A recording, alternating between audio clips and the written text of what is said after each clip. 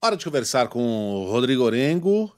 O Brasil acabou se unindo, né, em torno de um tema prioritário, que são as tarifas dos Estados Unidos.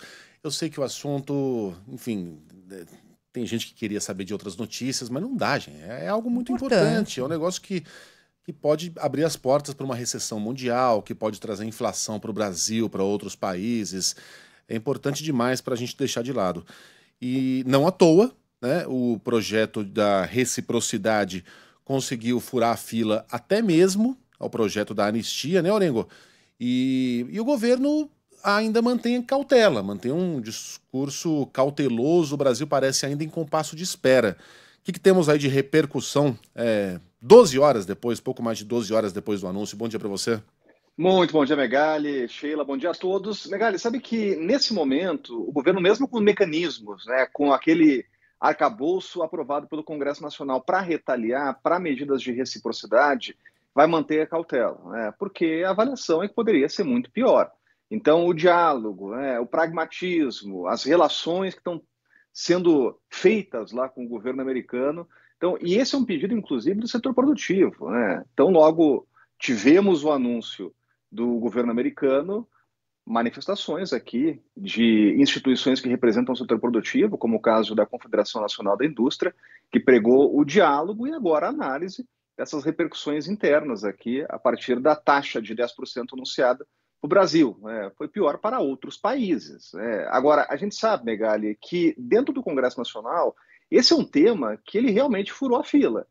A aprovação foi a jato, a gente para lembrar algo que foi aprovado tão rapidamente, é até difícil assim você fazer uma comparação, porque ontem já passou no Senado, e já passou por unanimidade, 70 votos a zero, aliás, anteontem, né? Depois, no dia seguinte, ontem foi para a Câmara e também furou a fila, inclusive, da oposição, lá, que fazia uma estratégia de obstrução para tentar forçar a discussão da anistia aos investigados, condenados do 8 de janeiro. Né? E até ficou ali uma saia justa para os parlamentares de oposição, porque era uma proposta, essa proposta de reciprocidade, que era uma defesa do agro brasileiro. Né? Então, o próprio líder do PL dentro da Câmara dos Deputados teve que se explicar ali, olha, a gente não está se movimentando contra o agro, a gente quer pautar a anistia, mas se realmente tem essa mobilização, a gente está abrindo mão aqui dessa política de obstrução que a gente está fazendo, então vamos votar em homenagem ao agro.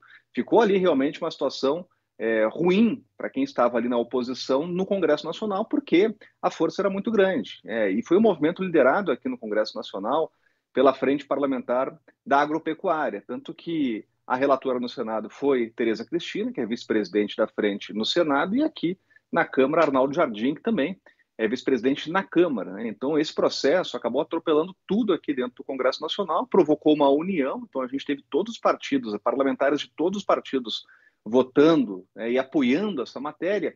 E, na prática, Megali, a gente tem agora um conjunto de legislação para a reciprocidade. Essa política de reciprocidade, ela já existe. Faltava, e tem um histórico, inclusive, faltava ali um mecanismo legal, uma legislação que desse embasamento, desse resguardo para essas medidas. Agora, o governo não vai adotar de imediato, vai continuar com essa prática de cautela, tentativa aí de criação de pontes, que é mais difícil com os Estados Unidos nesse momento, nessa questão tributária, mas para ficar de olho, inclusive, em oportunidades. Países que receberam uma sobretaxação, né, receberam lá o famoso tarifaço, mas num patamar muito maior, a avaliação aqui no governo é que abre oportunidade também de negociação com esses outros países que vão ter muito mais dificuldade. Você estava citando um pouco a China, que é a principal parceira comercial brasileira.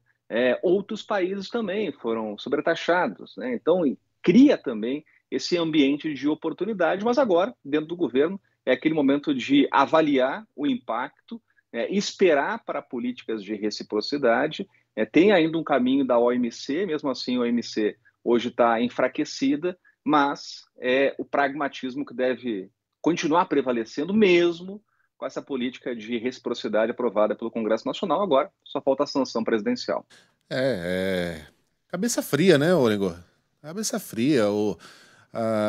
Tem muita gente que tem a tendência de imaginar que essa sobretaxação é uma ofensa pessoal e, portanto, a gente tem que defender o nosso orgulho, a nossa dignidade. Retaliemos. Mas peraí, essa retaliação é boa para nós? Ou é só para a gente posar de machão, né, peitar os americanos? Né? Não sendo boa para a população, causando inflação por aqui, certamente não será, né? Não tem de ser a nossa primeira alternativa. Se há outras opções, se há outras possibilidades, outras rotas, outras portas a serem abertas, e há, né? Tá todo mundo tateando, né? Tentando entender como vai ficar o mundo, se tudo isso realmente entrar em prática, se for colocado da maneira como foi divulgado ontem. Quem sabe não há oportunidades para um agro tão vigoroso, para uma pecuária, né, tão saudável, né? É uma janela que se abre aí, quem sabe, né? No futuro a gente não olhe para trás e fala, olha, o Brasil aproveitou muito bem essas oportunidades. Sejamos otimistas.